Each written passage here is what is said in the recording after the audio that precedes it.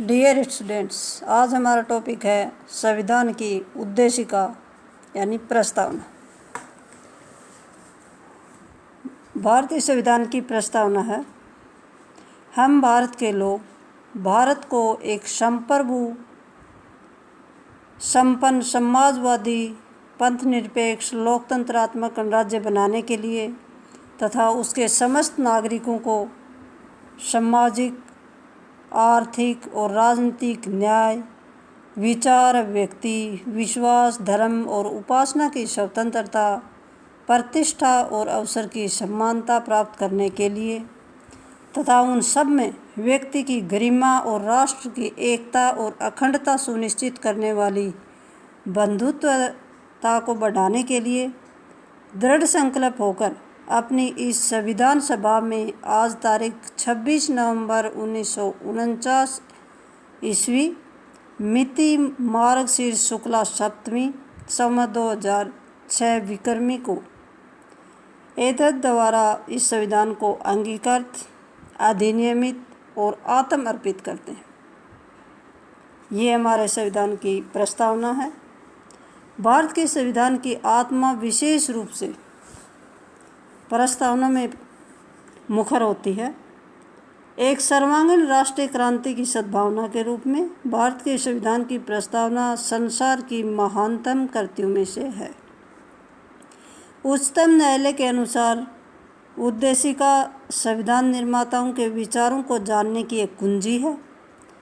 उद्देशिका में चित्रित है कि स्वाधीनता संघर्ष के सेनानियों और संविधान के निर्माताओं की कल्पना का भावी भारत।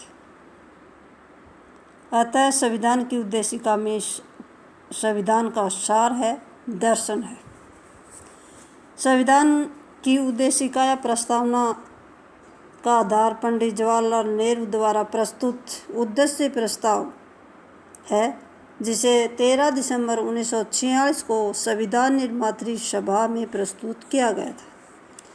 42 में संशोधन 1976 द्वारा प्रस्तावना में जोड़े गए शब्द हैं समाजवादी, पंथनिरपेक्ष तथा अखंडता।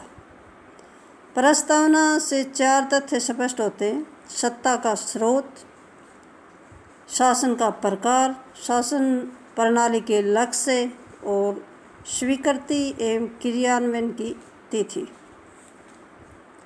बेरुबारीवाद में सर्वोच्च न्यायालय ने कहा था कि प्रस्तावना संविधान का कानूनी भाग नहीं है।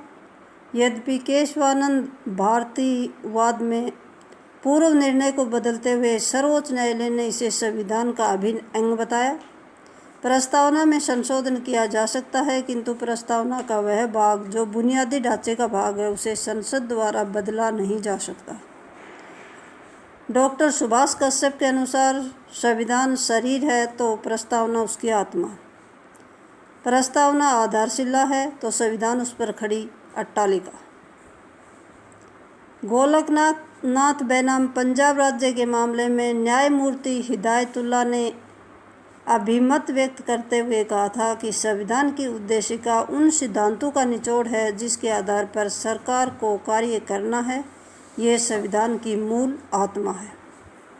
उच्चतम न्यायालय के न्यायाधीश केशवानंद भारती बैनाम केरल राज्य के मामले में कहा था कि हमारे संविधान का प्रासाद उद्देशिका में वर्णित बुनियादी तत्वों पर खड़ा है। यदि उनमें से किसी भी तत्व को हटा दिया जाए तो सारा ढांचा ही रह जाएगा और संविधान अपनी पहचान खो देगा। Thank you.